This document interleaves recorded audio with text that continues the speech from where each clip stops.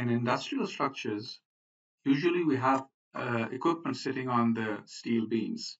And while doing the analysis, the engineer doesn't really realize what kind of the seating arrangement is. So all the engineer knows is that there's certain loads which will be applied on the beams at those points. And he doesn't really realize the exact detail with which the equipment might be sitting on the particular beam. So he fails to realize that a much wider flange is actually needed for the equipment to sit over there.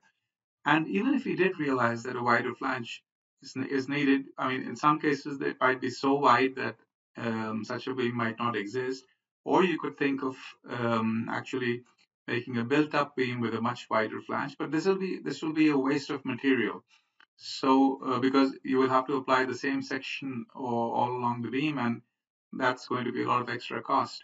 So, the usual solution which is used is to basically widen the flange as shown over here at the exact location where the equipment is sitting.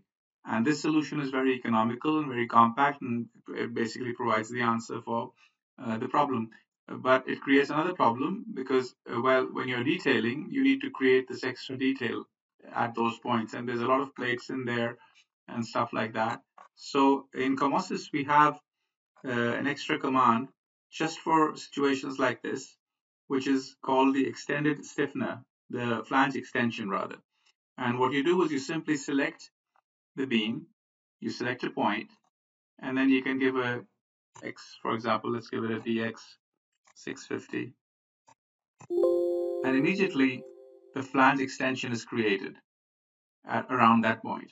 And now you can, it is welded to the beam as well. So if I check the assembly, for example, you can see that the whole thing has been welded to each other. And this basically allows me to now make the possibility of the equipment sitting at that exact point. And this is very useful. This is very common in industrial structures.